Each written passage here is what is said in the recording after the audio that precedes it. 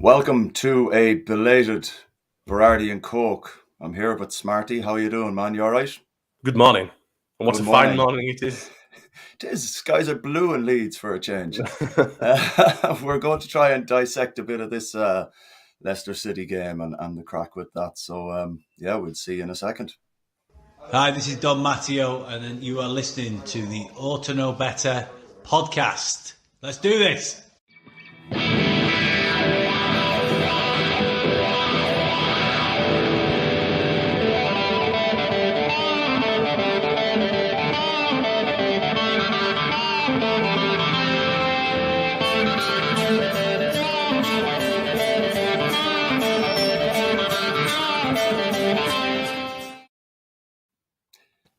Good morning, everyone.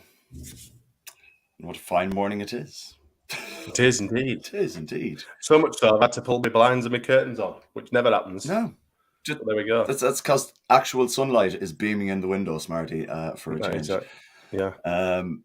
Yeah. So look, man, I was at the game. I have my opinions of what happened. You watched it from home. Can you fill me in on your thoughts on it? I mean, it's a good day. I mean, this is my first Berardi and Coke season, and what a way to start, eh? An absolute cast incoming. It's difficult. Well, it's not difficult. It's relatively, self-explanatory and straightforward. But I think I'm glad I've had 2 days or so to dissect and try and process it within my own mind. Not that anything's changed whatsoever, because it was an absolute shambles. But sometimes it's just good to have a good think about it, innit? But I think to start off with, we've got to speak about the player selection, because to leave Cooper out and get Llorente in when he's bringing Firpo into the team because Struijk's injured is just an absolute disaster plan, in my opinion. You know, people will obviously disagree. Some guy on Twitter said Llorente is a better defender than Cooper, blah, blah, blah, blah. And I went, well, you're entitled to your own opinion. And then proceeded to block me, like you do. Oh, nice. You know, like these it's literally exactly that. You know, like, all right, man, you're entitled to your own opinion. There were no grief, there were no, any hostility or anything. They just went, right, I don't like your opinion, I'm going to block you. Fair enough. You crack on, mate. Enjoy your life. But yeah. So the Cooper thing. I mean, Firpo had to come in for Struijk. That's fair enough. If Struijk's taking a knock and he's not fit to play, then fine. However, he needs managing, and to have that absolute lunatic playing at the side of him was just an absolute fucking just.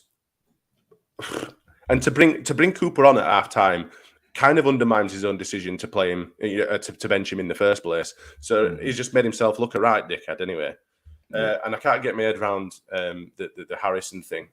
I know we all want to see Somerville, but we need to, historically under Marsh, our best periods of the game are usually within the first 15 minutes in this game, particularly, but usually it's about 20 minutes, half an hour. Why wouldn't you use Harrison then, with potentially bringing Somerville on in the second half? Why would you need to use him straight away? In my opinion, I think he's a cracking player. He's clearly exceeding in the under-21s, but he's not ready to start in the Premier League. He's just, for me, it's his end product. And I think we've seen that a few times with him, with blazing shots, quite good chances as well. I mean, obviously, we can't say too much because Bamford's doing the same, but give Sinistera a chance there, or, potentially one of the other lads. In my opinion, they're probably going to bury that. With Somerville, with the weight on his shoulders, he's obviously want to try and impress, and he's new to playing in the first team and especially starting. There were a couple of very dodgy calls, and inevitably, it went to rat shit, didn't it? So it descended into chaos fairly quickly. I think with the like you were saying, with the selections, like if he was trying to hold off playing Cooper because he wanted him rested for Sunday, and the same with Harrison, that's mental. You don't do that. Like that's a team that's starting to gel. Why dismantle it within a game after the way they performed against Arsenal? I don't understand it. I think what you're saying about Llorente and Firpo playing on the same side, that's a disaster waiting to happen. And it was. Which you'd think it wouldn't be, because they're both Spanish. Yeah, but they're both shit. You'd think they'd be. Yeah, there is that. There is that small, tiny, little element of it. But you'd think with them both being Spanish, there's no language barrier. They're going to be talking to. Oh, you would assume that they would be talking to each other constantly. Yeah. But whenever Cooper is not playing, the defense just goes to rat shit. Yeah. Firpo were being pulled left, right, and centre. You could see. I mean, I know that Phil Hay tweeted very, very early on in the game that they were pulling Firpo out of position and just attacking straight down our left side. They were just pinging a ball in, and hey presto, 15 minutes in. Unfortunately for Kopp, and it is a shame about Kopp because he's been playing well.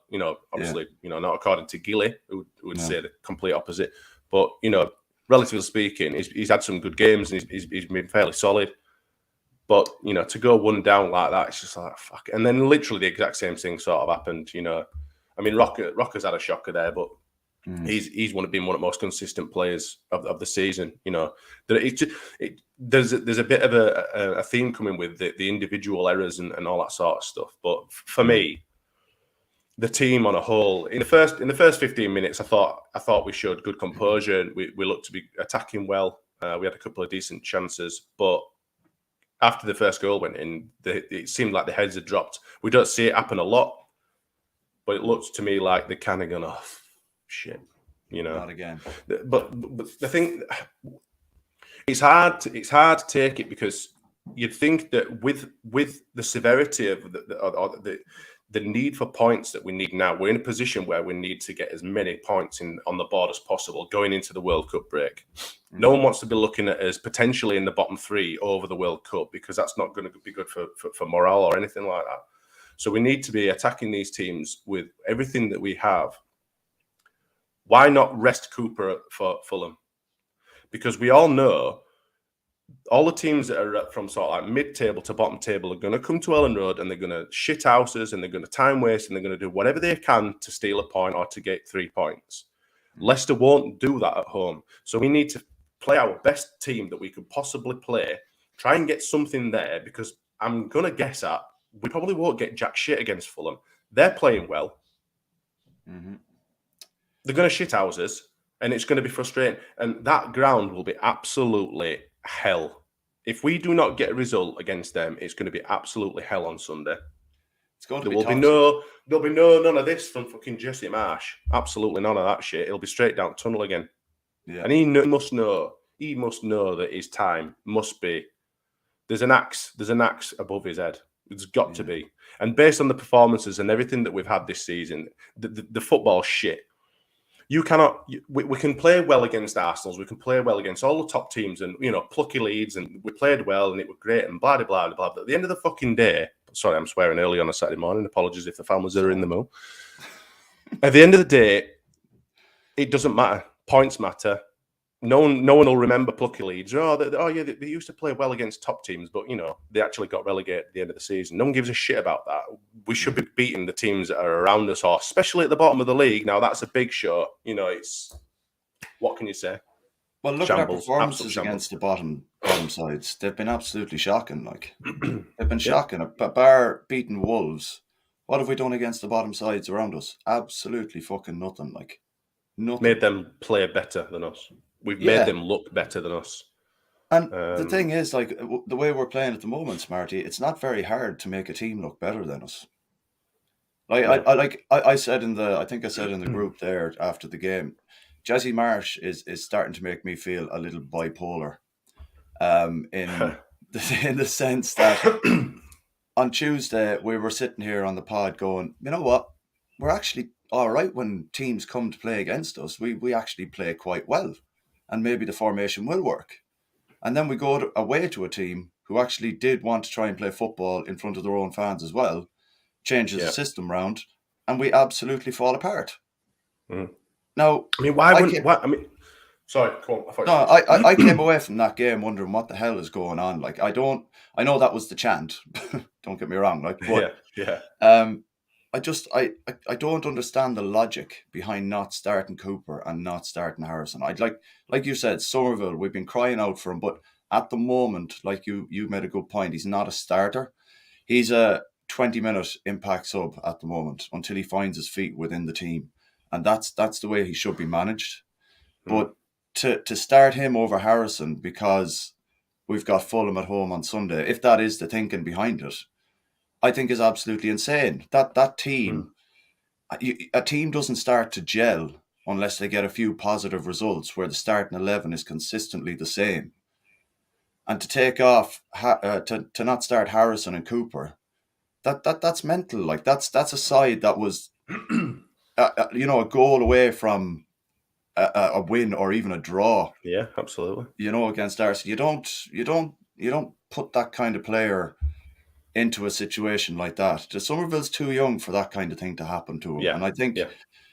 if we're going to carry on chopping and changing like that, I'd rather not have Firpo in there at all and just play Ayling at left back or play Christensen at left back.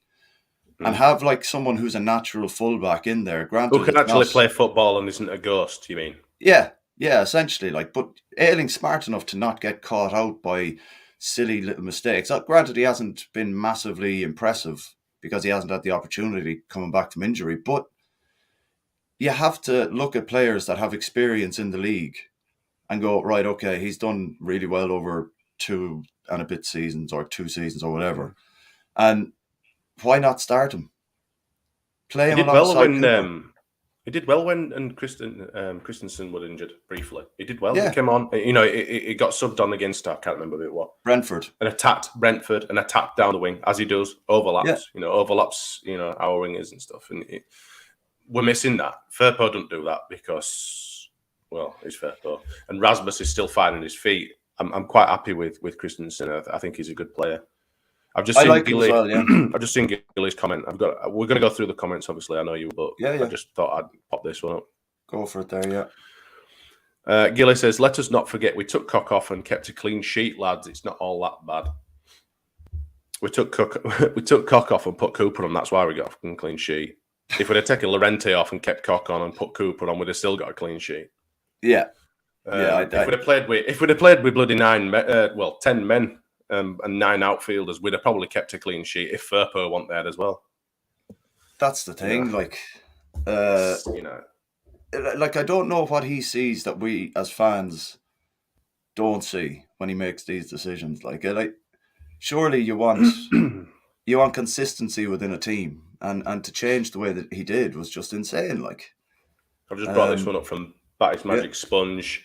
Understand what you're saying, Karl, but Harrison hasn't been good lately. We needed to change it up a little bit, but again, didn't work.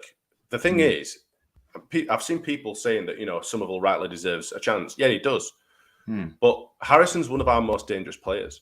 Yeah, he's not been on form. There's quite a lot of players that are not on form at the minute within our squad. But Harrison is one of our most attacking, most dangerous players. And to take him off and put a kid... There's the whole experience argument. But for me... There's not enough end product from Somerville. He hasn't shown enough for me yet to warrant a start. He's shown enough for me to be introduced within games. Absolutely. Yeah, crack on. He's got a lot of potential. Sorry. But yeah, Harrison's got to start for me. The way we played against Arsenal on Sunday, you can't use that, play so well, and then chop and change bits and bobs and expect the team to perform exactly the same. Mm-hmm. It's not... 2 dickheads behind you. It's just not going to work, is it? No, not at all. And regardless of whether Harrison hasn't been playing well or not, he offers something that Somerville doesn't in that he can hold the ball up, gets it in the channels. He's good at holding players off. I'm not saying anything negative about Somerville here, but he's quite slight on the ball. He's quite he's not as big as Harrison is. He's not as kind of... When he gets the ball, he does a lot of what Harrison does, but when it comes to just holding the ball up and bringing players into the game as well, he just doesn't seem I've never seen him make a tackle either. Yeah, he doesn't seem to have that. Yeah, and I think you've got that element. We do miss a lot of outball when Harrison isn't playing. Absolutely. And I think if Harrison's not going to... If we think Harrison's not playing that well, then why are we starting Somerville? Just start Harrison for a while and then just see how it goes. You can't... I don't see the point in not starting Harrison. There's the conflicting, there's a conflicting argument of, the whole Bamford thing. Oh, we need to start him because he needs to get minutes and he needs to find form. Well, hello, Harrison, hello. Yeah. Why does it work for one player but not the other? it's just contradictory, and it just doesn't work. It doesn't wash. And for me, sitting there thinking, why have you done that? Marsh has undermined himself too often this season, and the cracks are starting to show, and I just don't. I put a tweet out the other night, and it just says, look, if we do not get a result against Fulham on Sunday, do we get rid of him? Is that it? Is that it for Jesse Marsh? Does he go? Do we fire him? Obviously, he won't resign. Absolutely not. But do we fire him with the hindsight that we've got a World Cup break coming up, which is potentially a good it's a good opportunity to get a new coach in and give them a potential. It's basically a pre-season, isn't it? Get someone else in, let them establish their new style of play, and see what it takes. Is because do you really see anything happening? Do you see Jesse Marsh turning this current squad into absolute world beaters and going on a fantastic run? Because it's just not consistent. There's no consistency in it. I think we played so well against Arsenal because our style suited playing against them, because they have their style and we have our style, which I don't like one bit, but it suited and it counteracted them and we played well. But for every other team that goes direct or it's like a I don't know, anti-football way of playing, because they will just hit long balls. They will sit down and hit long balls. Arsenal don't do that, or not as much probably anyway. Do we just get rid of him and get someone else in? It's better to bite the bullet and rip the band-aid off, as the Yanks say, and do it now and give someone else potentially time to mold the team and the players in their style of play. I don't know. Well, I see what you're saying, and I think if we get a win on Sunday, I think his job is safe until after the World Cup, depending on what happens. But rather than sack him, why not? Why doesn't he just look at different formations, different ways of playing? Like, he seems like an intelligent coach, don't get me wrong. But to be so narrow-minded and play such a narrow form of football with the players that we have at our disposal out wide, it's criminal to continue to congest the 18-yard box area with we've 5-6 players maybe at the edge of the box sometimes when we've got the ball, and we're trying to beat 9 or 10 players. And it's like, look at all the space we have out wide. Why aren't we utilising that? I'm not saying go back to the way Bielsa played or anything like that. Don't get me wrong, but to play so, it's so narrow, man. It's so hard to watch. Like you sit in the same area as me in the ground, and when we're attacking from the south stand into the Kop, you can literally see how narrow it gets. And it's like when they're in training, they train within the confines of the 18-yard line. So the whole way down the pitch, that's like the only spot that they will train in, and that's all they know. And there's not. And then when we go out wide, we don't seem to have, like, Christensen, no slate on him or anything, but he's not overlapping enough. He's not getting forward enough. Like, there was a couple of opportunities there in the Arsenal game where I was thinking, like, Christensen, there was a ball whipped across the box, and I had this image of Ayling just being in the 18-yard box, but Christensen was strolling over the halfway line. Yeah. And I don't know if that's what he's told to do or not, but where's the backup? If we're putting balls like that in, where's the player to recycle it again? If it goes across and misses someone, there's no one there. We're so used to seeing, I mean, I don't really want to go back and say his name, but Bielsa ball. We're so used to seeing the players attacking down the flanks and going to the byline and cutting back, and we've scored so many goals like that. And now we're trying to be so direct through the middle, which is heavily congested with players. You could literally throw a blanket over all of them. But as soon as the away team or the home team, depending on whatever, as soon as the opposition have the ball, they get width. And we straight away. Oh, fuck. And, so we're pulling players left, right, and centre, and it's just there ain't any other teams that play like that in the Premier League for a reason. Well, Southampton try it. Oh, do they? Yeah, they try it sometimes, but yeah. Well, I when I was saying about using the wings and stuff like that, like I wasn't trying to insinuate that we need to play Bielsa ball, but it's common No, I know what you're knowledge saying. that use the wings, use the We were space. told. You know, We were told when Marsh came to Leeds United, this guy does everything Bielsa does, but zonal.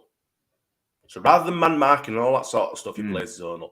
Brilliant. Sounds like a fantastic plan, because for all his good points, that was Bielsa's downfall, is the whole man marking thing, which worked in the Championship. It worked sometimes in the Premier League, but more often than not, it didn't, because our players, player for player, weren't good enough because of the quality within the other squads and all that sort of stuff. Yeah. But, it just don't work. It just don't work. And it's frustrating, and it's shit. It's actually genuinely shit to watch as well. Yeah. It's not entertaining. Like, you had Martin Keown saying last week that we'll be fine going off the way we played against Arsenal. Like, but I've only seen us play like that twice. Yeah. We beat Chelsea and we lost Arsenal. Like, we lost to Arsenal. People need to remember this. We didn't beat Arsenal. We didn't get a draw against Arsenal. We still lost to Arsenal. Yeah, with that performance. But look, that's a culmination of a load of things. Bamford missed the penalty, this and that, and opportunity. Like Somerville had a great opportunity, but I just want to see us use the space that's available in areas of the pitch that we're not currently using it, because when there's been a few games where we have, I don't know if it's happened by accident or whether it's been the plan, but there's been a few places where we've actually gone out wide and we've seen Christensen maybe overlapping once or twice. I think I've only seen it maybe 2 or 3 times, but when we've used the wings, we're very, very dangerous out wide, because we've got the players there, And I just don't understand this, running straight into the box. It's like me and you, we said it when Marsh took over. It's very kind of school kid football, where there's the ball, everyone running the same direction, hope for the best, and when you get into a position, either have a shot or try and play a through ball.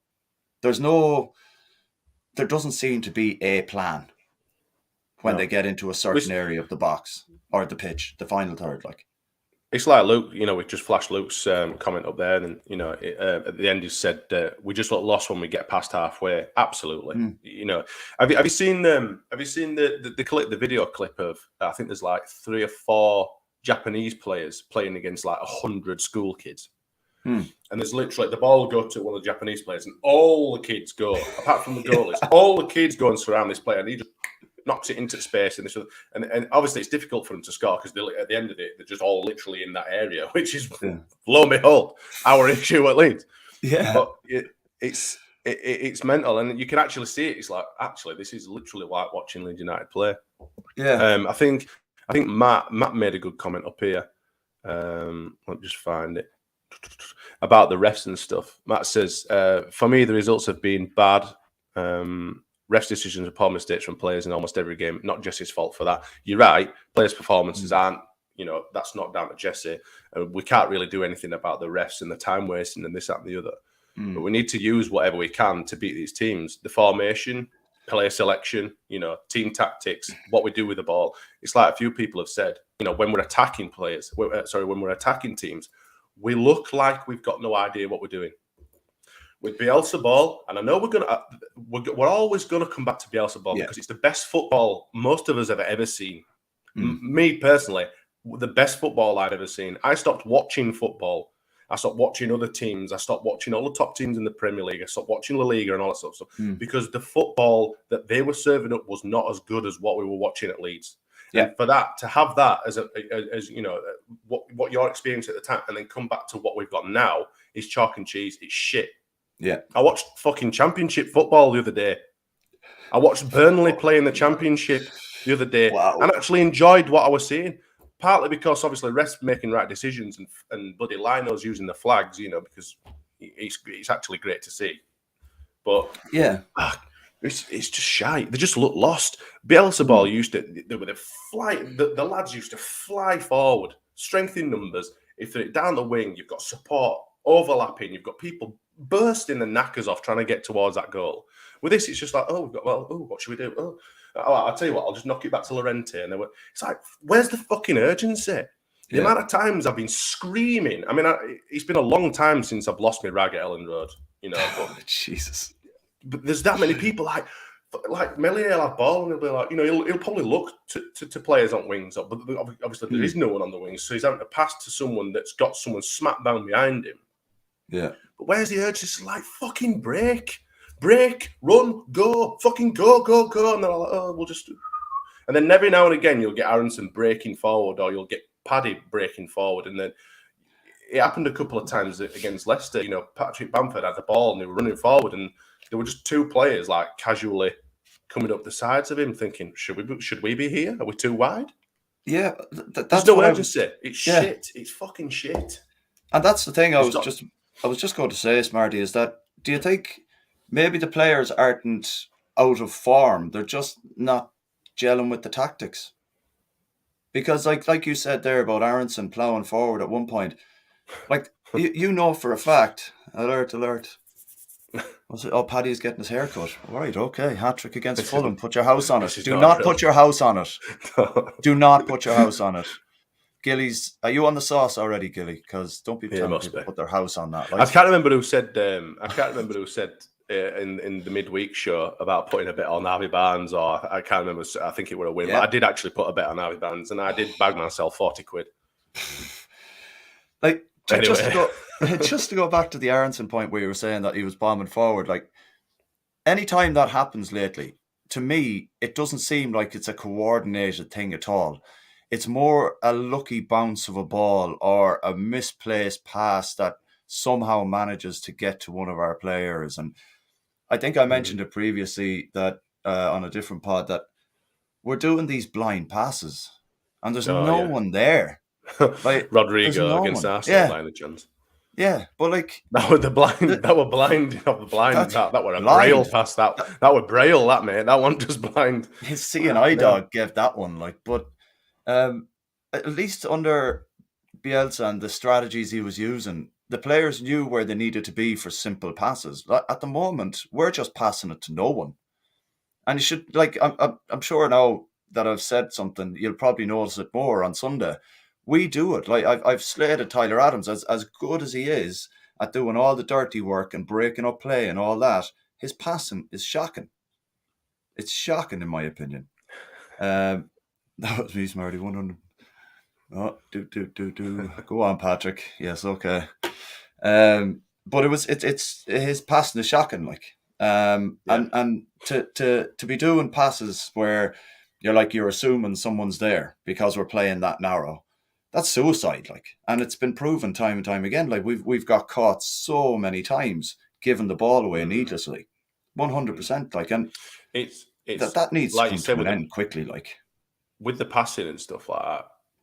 Again, we can refer to our ex-manager, but you can see other teams, especially like the Man Cities and stuff like that. The small, little interchanges of passing and all that sort of stuff, and like it's like you can see. I mean, it's easy for us when you're watching away matches. So when you sat at home and you've got the whole pitch in front of you, and you can see where the players should be playing a ball. It's like, why didn't you pass it through that gap and you could release it there, or blah blah blah blah. They're looking for the safest ball all the time. There's no risk factor with how we're playing. Now, Bielsa's way of playing was risk. I know we're talking a lot about Bielsa, but we're all frustrated. We're all pissed off. That some of the fans, I don't really agree with chanting Bielsa's name. I don't think it's going to do anything but demoralise people. But I understand that people like to get the frustrations out, and fair enough, whatever. Yeah. We're obviously, going back and talking about Bielsa ball a lot, but there was just more urgency. There were more risk factor, and it made it enjoyable. This safe penis formation football is not enjoyable. It's not effective, and we're going to get relegated playing it. Yeah, I totally agree there, man. Unless something changes drastically over the next couple of games, that kind of football, it's like, look at Southampton, for instance. They've been Ralph fucking Rabbit Hutch for how long? Like, and Ralph Rabbit Hutch. Yeah, and they've Hasenhuttl. And they've been like, they've started off flying most seasons. Last season, the season before, they were absolutely flying, and then they absolutely died a death, and they were struggling, fighting relegation. It's like, I don't want that for us. I want us to, even if it's just a case that we sit 10th for the next 3 or 4 years, I couldn't care less, as long as the football isn't something where we're going down Ellen Road and we're looking at it and we're like, what is that? What is it like? Unless we start to see drastic changes coming soon, I don't want to see any manager sacked, and I especially don't want to see a Leeds manager sacked, because where do we go then? That's us, where we're normally pointing at other teams going, best of luck trying to find a manager. The players look confused with many of Jesse's decisions and in-game play. Yeah, exactly. Thing is, we've laughed and we've scoffed at teams like Villa with Gerrard, Leicester with Rodgers and all that sort of stuff, and Forest with Cooper. And there's no way that you can't throw Jesse Marsch into the hat. There's no way you can't throw him into the. And for me, I think I've not been impressed. I mean, you can literally go back into last season's podcasts, and I will at some point. I probably will do, and I'll clip together some of the stuff I said. I said he would definitely be sacked before Christmas. Me and you were on the same pod, and I think even one occasion I said he won't make it to October, and I think that was when he first initially came in. He won't make it to October. Like, the thing was, it's only a matter of time. I think we just need to sack him off and get someone else. And I know Matt Leeds has already said in the comments, who do we go for? Victor Orta has got 50,000 million people in his little black book. Apparently, they were looking at 40 coaches and managers over COVID to potentially replace. He had 40 names, did Victor Orta, over COVID to potentially replace Bielsa, because he were on a rolling contract and it were all that sort of stuff. And they whittled it down to 4, and Marsch was one of the 4. So who are the other 3? I want to know what he's basing his search on. Is it an algorithm? Is it data? Is it like when you're picking your fantasy football league and you go, we'll click it on form, we'll click it on this, we'll select, look, we've got Jesse Marsch here. It can't be like that. It's got to be someone that played. I mean, I'd even take a gamble on Karl Smarty. I would. What's the worst that could happen? We're probably going to get relegated anyway. He plays Bielsa ball, but hey, it's a shout. I'm not talking shit. It's how I feel at this moment in time. My morale's on its ass, and I feel like shit. And I don't want to go on Sunday. I don't want to, because I think, we're just going to get dicked. It's going to be poisonous, and it's going to take me fucking 9 years to get home as well. But like the thing is with Carlos Corbin, he does the zonal thing, but plays Bielsa ball. He didn't in his initial season at Huddersfield. He didn't. He played like for like Bielsa ball, and they did okay, but they didn't do as well. The second season, he went zonal, and they got into the Championship playoffs. Yeah, they were brilliant, and now he's gone, and now they're on their ass, and they're going to be playing, Plymouth next season or whatever. Yeah, I just like frustrating. I think at the moment, like, where is it now? Someone said there, if James Reed with a top comment there, more names in his black book than Jeffrey Epstein. Oh, Jesus. It's too early. Too early to be doing stuff like that. Oh, Christ. Yeah. Like it. Jesus. Nuno. This is the other one, isn't it? It's like he's his magic sponge with the curl ball there. But they didn't. I've seen people just talk negatively about him as well. And what did Gilly say? You bottled it and retracted. I bottled it and retracted, though, Smarty. I'm not having that. I retracted my statement at the start of the season because we'd beaten bloody Chelsea, we'd beaten Wolves, and we were looking like we were actually starting to play proper football. But of course, as we've discussed, and it's materialised that we don't have a decent striker or one that can't score. We've got a shit left back, and it's just rapidly just falling to shit around us. Well, like the thing is as well, Smarty, like you said, if we go back to last season where Marsch came out and he said, "This isn't the style of football I want to play. This is just a necessity for now. We need the team to just work this way and keep going and doing this and do." It's the same fucking style of football. It's exactly the same style of football, minus our 2 best players. We've fixed one thing with having some midfielders in the middle, centre mids, and attacking mid. Aronson I love, Adams I love, Rocker I love, Christensen's doing great. There's the JB. Yeah, he looks great as well. Yeah, I'm really happy with the signings that we've made. However, we're still cracking on using fucking Firpo and Llorente. We needed a left back and we needed another striker. We hadn't got him, and we now we're suffering the consequences. Yeah. So I've got a question from Luke Thompson here for you, Carl. Right. Would I take Rodgers? He seems to throw a bit of a strap when he doesn't get his own way. I think a lot of that has to do with the fact that Leicester haven't spent any money in nearly a season and a half or something. They bought a child, didn't they? Didn't they buy a child? Yeah, something like that. But who is it? Ward. Did they buy? Was it Ward that they bought, or was it someone else? They've literally made one sign in the thing, but that's not down to Rodgers. But I would rather shit in my hands and clap than have Rodgers be our manager. I'll be honest. The reason I wouldn't is because he, like I said, he tends to throw a strap. Look what he did to try and get out of his Celtic contract to go to wherever he went to, and then if it's not working for him, he throws a strap and he just nearly downs tools. But he plays an all right style of football as well, though. That's the other side of the coin, but it's just a tough one. Gasparini from Atalanta. There's potentially loads. I mean, there literally is loads, but it's whether they would come here and whether And I mean, if I were going to pick anyone, it'd be Poch. Yeah. I think as well the same thing. He's available. Realistically, we've got no chance because he won't have millions and millions and millions of pounds to spend. Not that he had absolutely shitloads of cash to spend at Tottenham because he went through a period where they were paying for the stadium, so they didn't really make this, that, and the other. Although they did buy Clark offers for £8 million. Cheers, lads. But apart from that, I don't think Poch is in. I think Poch would get players more motivated with the style of football. I think the players that we have there at the moment would be good enough for a mid-table finish under a manager who I'd rip his arm off for Rodgers. Gilly must be taking the piss here. He must be on the troll hunt at the moment. He must be trolling. He must have had too much caffeine this morning. He might have had some pre-workout or something. Oh, maybe, yeah. That's definitely a pre-workout sort of response. Is that? Sorry, Gilly. He's gone further, a little bit further. Poch wants Champions League. He's been open about it. Listen, I'd love a Ferrari. Don't make it. I'm ever going to have one.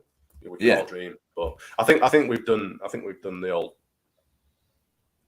bashing Marsh to bits now. Who knows who's going to get? Realistically, let's be honest. He's going to get someone who's shit. Someone based on his footballing data and his algorithms and all that sort of stuff. It ain't actually going to be anyone else, is it? I think we've just got to make peace with that. I think, well, it depends on how Sunday goes, man. Let's be honest. He's got the dreaded vote of confidence from the board now as well. So that generally doesn't go down too well if you lose the next game. I don't know. Jesus, if it goes pear-shaped on Sunday, we've got Liverpool next, Yeah, we're fucked. It's and then Bournemouth at home. And then Bournemouth at home. What the fuck?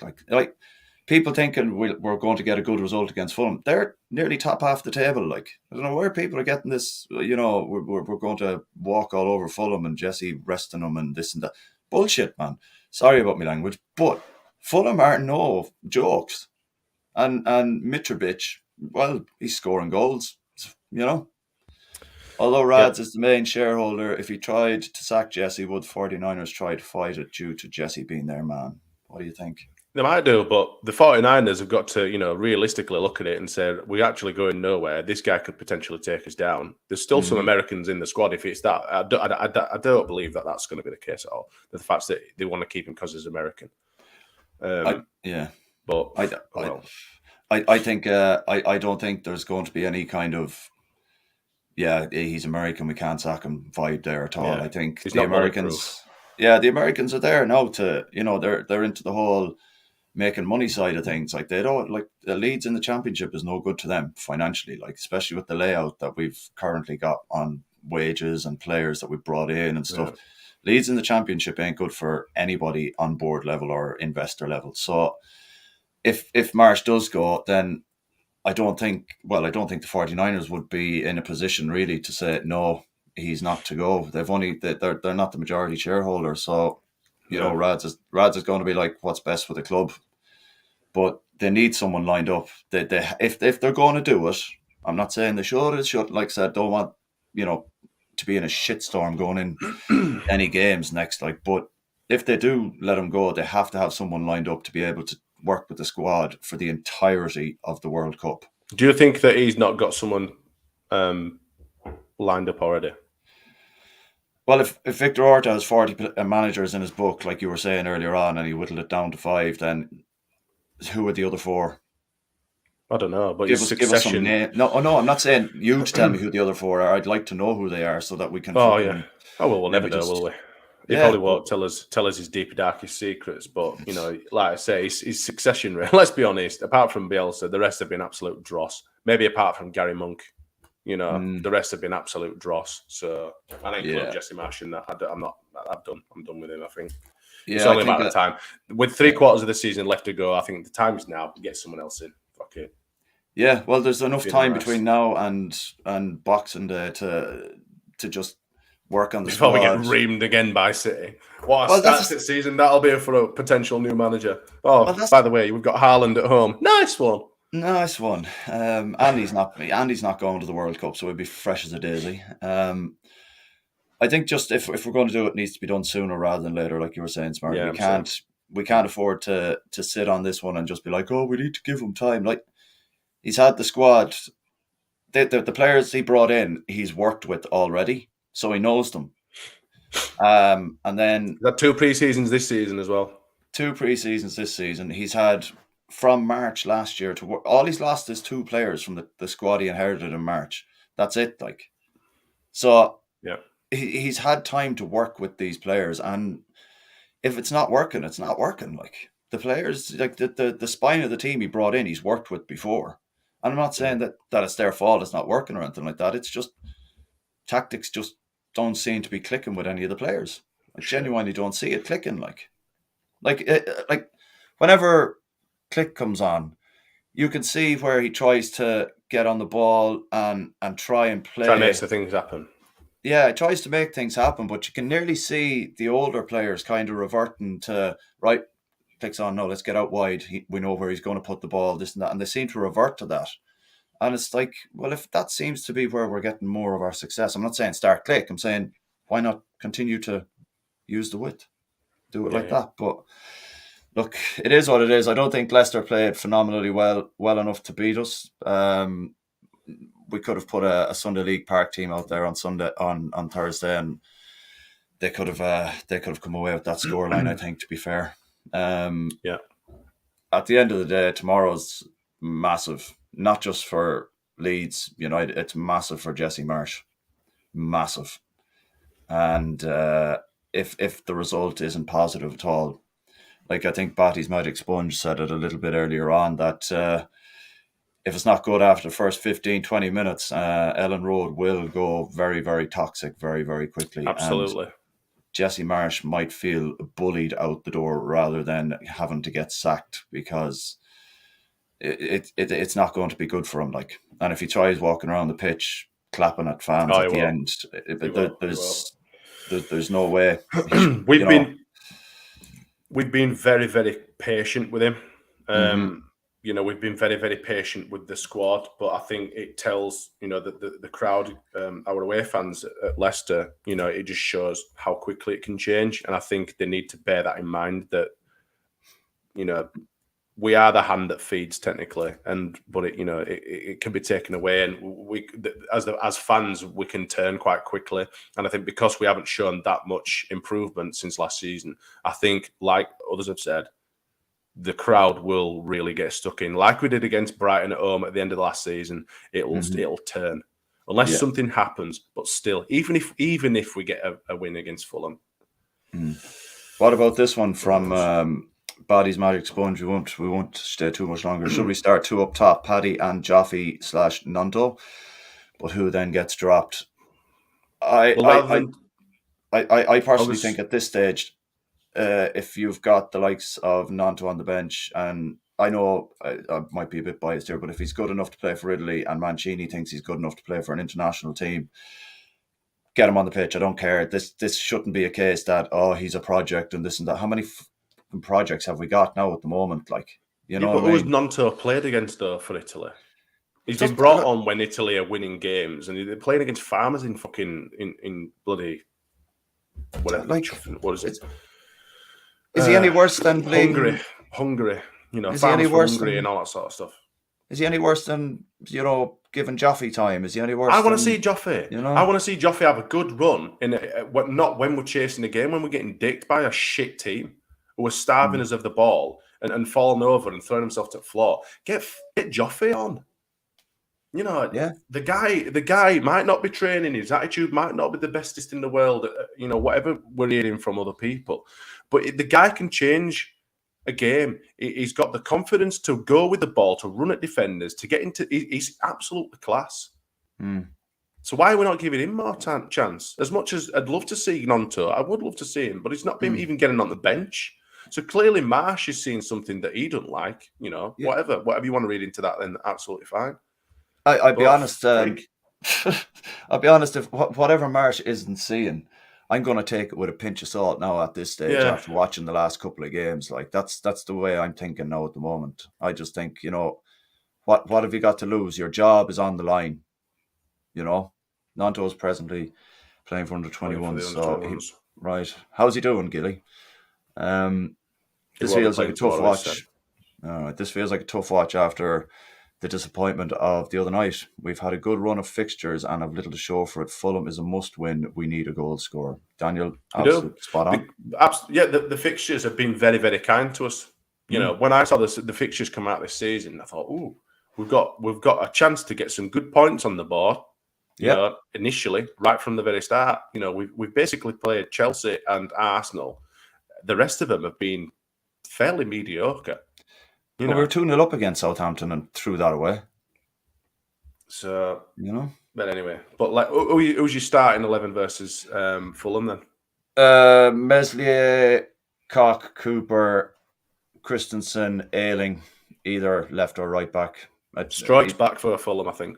Is he back for Fulham? Okay, well then so. you've got Strike in at left. Not that may change you. Oh, are you going with him? Okay. If he's back, he's been consistently good for us. I can't see the point in dropping him. Roca, Adams, Aronson in the middle for me has to play in the 10 for me. Also, I think Harrison starts and Sinistera starts up front. Like we said earlier, we've got no one else. Paddy has to start. I'm not putting Rodrigo. And he's had an haircut. And he's had a haircut. I'm just going to read this from Gilly for the audio listeners. Let's also remember how City managed Foden, looking like one of the best players in the world right now, but was drip-fed appearances at first. Lots of pressure given the stitch we are in. Yes, absolutely. And we've said this amongst ourselves about Somerville and about the academy lads and the young lads coming through. They shouldn't be starting, really, in my opinion, unless absolutely necessary. Rodrigo and Bamford are injured. Start Joffrey for me. But anyway, I'm pretty much with you. I'm the Meslier, Koch, Cooper in middle, Rasmus right, Strike on the left, Harrison and Cine on the wings, with Aronson playing in behind Bamford, Roca and Adams in the middle.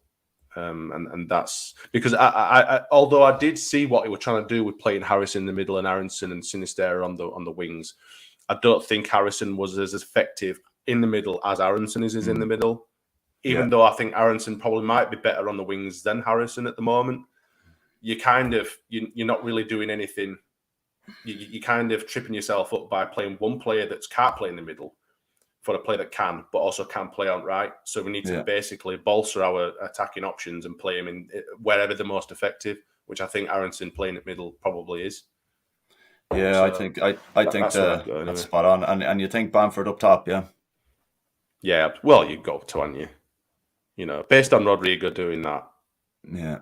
Rodrigo seems to be more effective when you bring him on as a sub. As daft as that sounds. You remember in first season when we bought him? They were coming up and they were popping up with all sorts of goals here, there and everywhere when Bamford went off. Yeah. There's the argument, oh Christ. There's the argument for, what's he saying? What am I seeing? Cine in the middle. I say, either or. Sinistera in the middle, yeah, definitely. But Harrison in the middle, I don't think it's an option for us. Yeah, but I've lost my train of thought there. I can't remember where I was going with that. Thanks, Gilly. You've totally fucked me up there. Keep chopping and changing the team. then we are then we are having. I've lost that there now. If we keep chopping change the team, then we're having that as an extra challenge every game to contend with. Yeah, it seemed like he was changing formation when he was making his subs on Thursday night as well. And everyone just seemed a little lost. So yeah, I said that we'd get 2 wins from Leicester and Fulham. I'm a bit worried about Fulham now. And what's your prediction? Not that it matters because Gilly's got his predictions written down, but what is your prediction for Sunday? I'd have to go 1-1 now. At a push. With the fingers crossed, is it? Yeah. And I think as of after the World Cup, I'm just going to take the hit on not predicting and see how far I get. And just take the fans' fucking prediction because it's not working for me, man. I think for me, we still probably beat Fulham 2-1, and we're just going to drag this circus on through the next few months. Probably sack Marsh in February when we can't sign any more players and when all players are injured and all that sort of stuff. I know that's a bit tongue in cheek, and obviously I'm joking. Hopefully, for me, I want to see a new manager in before that. But it is what it is. We're all on this roller coaster together. We don't get to make these decisions, do we? So we're just going to have to wait and see. But things need to change. Things need to get better. We need to score first tomorrow. I think we may crumble. If we score 100%. If we score first tomorrow, we win. Yeah, but we have to score first. We have to score first. There's no two ways about it. But yeah, look, Smarty, thanks for joining me at this early hour on a Saturday morning. It's been an absolute pleasure. Absolute pleasure. And look, we'll. I don't know who's on B&C tomorrow after the game. I think it's Luke and someone else. I think. And someone else. I'm not entirely sure. It might be one of us. We're going to have to fill in for someone. It's going to be a surprise. But Luke is hosting tomorrow. Yeah. Is he hosting tomorrow? We'll have to spin the bottle to see who comes on with him. Right, okay, fair enough. So look, thanks for joining us this morning. Thanks for all the comments. Thanks for interacting. Hit like and subscribe. Apparently that's the thing you do and say nowadays on these pods. That we're just getting the hang of. But yeah, look, we should see you again on Sunday, which is tomorrow, for B&C for Leeds v Fulham, and hopefully it's a positive result. Yeah. Thanks for it. Cheers. Cheers.